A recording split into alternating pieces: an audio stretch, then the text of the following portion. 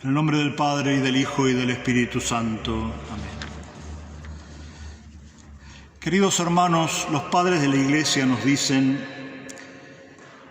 que este milagro, esta impresionante historia de la tempestad calmada, tuvo como testigos a los discípulos. En algunas ocasiones hizo milagros Jesús ante las multitudes, acá los discípulos. Para que ellos solos fueran testigos, para que ellos solos oyeran el reproche ese, aún no tenéis fe, era dirigido a ellos. Luego, a continuación, sale la pregunta del porqué de los males del mundo. ¿Por qué permitió que sufrieran los discípulos? Que sufrieran aterrados en la inminencia del hundimiento de la barca. Las tormentas en el mar de Galilea son fuertes, las olas cubrían la barca y empezaban a llenarla. ¿Por qué permite Dios esas cosas? En la barca de los discípulos, en la barca de la Iglesia a lo largo de la historia. ¿Por qué permite el temor, el sufrimiento, la angustia y los males? Y responden así, siguiendo a San Juan Crisóstomo: permite que sufran peligros para que aprendan a soportarlos con fortaleza, literalmente viriliter, virilmente, que no tiene nada que ver con varón y mujer, sino lo contrario de un vicio, una condición mala de nuestros actos que muchas veces afecta tanto a varones como a mujeres, que es el temer exponerse al sufrimiento. Temor desordenado a exponerse al sufrimiento, a que nuestra vida, exponiéndose al sufrimiento, a la marginación o cosas parecidas, sufra postergación según el mundo. Ese es el afeminamiento de los medievales, al cual se opone este obrar virilmente, pero que concierne igualmente a varones y mujeres. Es una forma de hablar, una forma metafórica.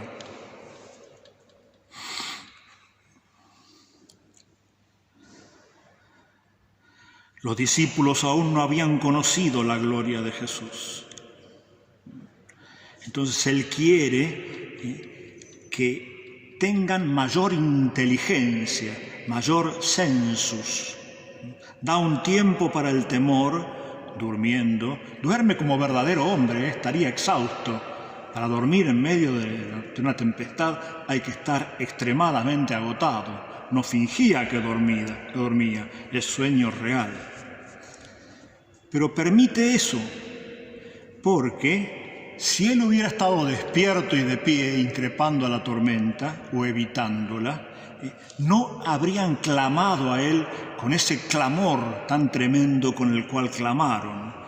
Él se complace en que el ser humano clame, ruegue, grite a él. Lo dice San Agustín. Si cesa el clamor, si cesa la tribulación, él se pregunta por el sentido de los sufrimientos, de las tribulaciones. Si cesa la tribulación, cesa el clamor, que es lo que él quiere en la criatura. Por eso permite la tribulación, para que siempre esté presente el clamor de la criatura a su Dios. Sí, permite el dolor, permite el sufrimiento, permite el temor, e incluso a veces parece que no oye nuestras oraciones. Teofilacto, el gran padre oriental, poco antes de Santo Tomás, tiene una idea genial aquí, que sirve mucho para la oración personal. Para que conocieran en ellos mismos la fortaleza de Cristo, la virtus, eius virtutem, significa la fortaleza de Cristo en ellos. Esta es la verdadera oración, esta es la que Dios escucha inmediatamente cuando la hacemos. En el momento en que le rezamos, en el presente mismo de la oración, responde comunicando su fuerza que entra en nosotros. Nosotros palpamos y sabemos que entra su fortaleza infinita en nuestra pobreza, en nuestra impotencia, sin esperanza. Entra la fuerza, y esa es la forma con la cual oye la oración primero. Luego habrá un escuchar nuestra oración futuro, cumpliendo nuestro deseo y mucho más que nuestro deseo. Ahí sí, en esta vida y sobre todo en la vida futura, este Cristo que se levanta y amenaza al viento y al mar, y también a los discípulos, los reprende. Este es el Cristo de la segunda venida que todos esperamos, donde va a excluir todo temor, donde va a escuchar todas nuestras oraciones plenamente. No cabe duda que en este episodio se trata del temor, del miedo, tema muy actual, y de la pregunta por quién es Cristo, con la cual termina el episodio. ¿Quién es este que hasta el viento y el mar le obedecen? Señor de la naturaleza y Señor de la naturaleza caída también, de la perturbación de la naturaleza, vencedor de las potencias enemigas que convulsionaron el cosmos.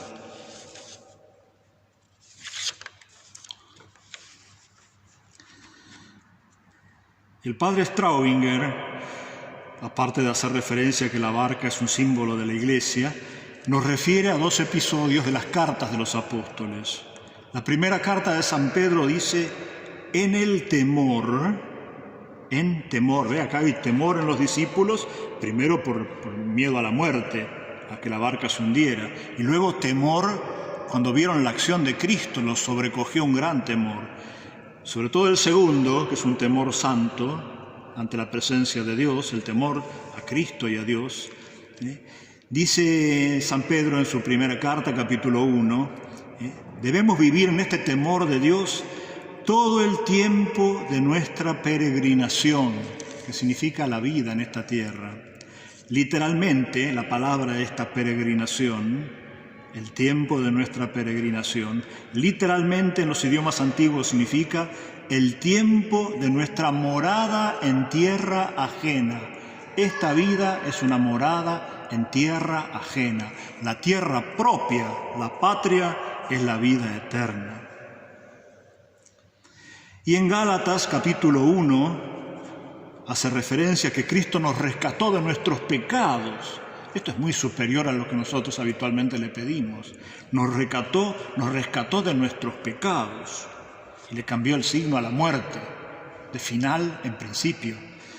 Dice ahí en Gálatas capítulo 1, versículo 4, dice, os eligió, os arrancó, a vosotros, ¿no? Os arrancó del presente siglo o del presente mundo malvado. A veces San Pablo tiene un concepto peyorativo de este mundo gobernado por los enemigos de Cristo, del mundo, en cuanto anticristo.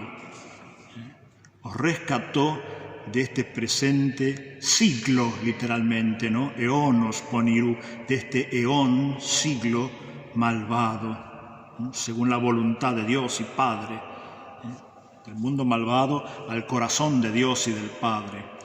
Esto es lo que hace Cristo también en este milagro de la tempestad calmada. Arranca del temor y lleva a la pregunta: ¿quién es este?, para identificarse con él completamente y amarlo de todo corazón.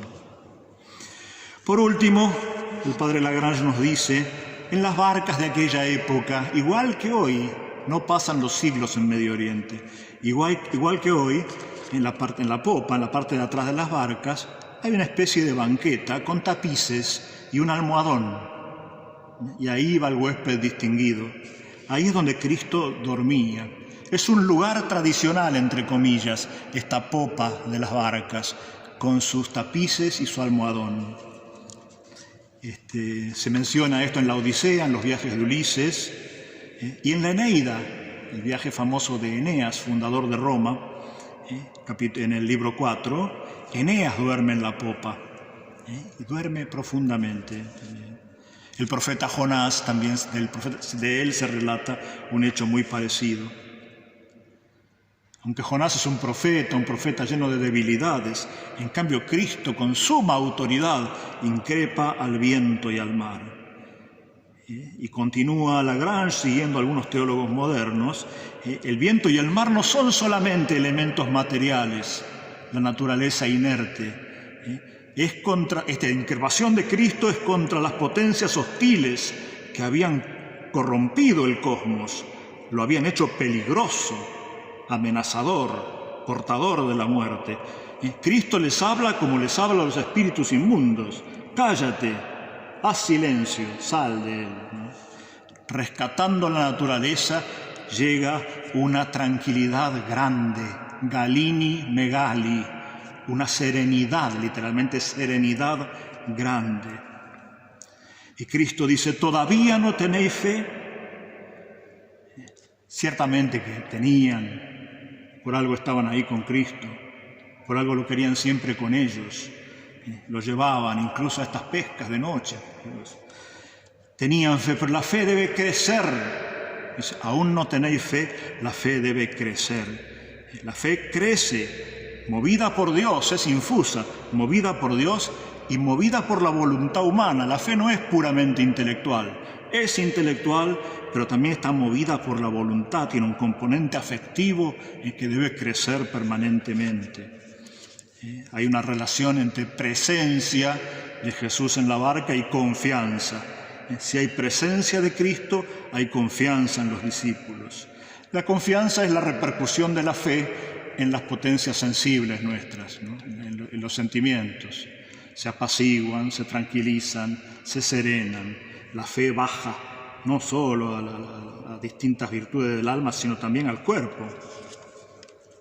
Y la pregunta maravillosa: ¿quién es este? ¿Quién es este parecido al nombre de Dios en el Antiguo Testamento? Él es el que es, que el viento y el mar le obedecen.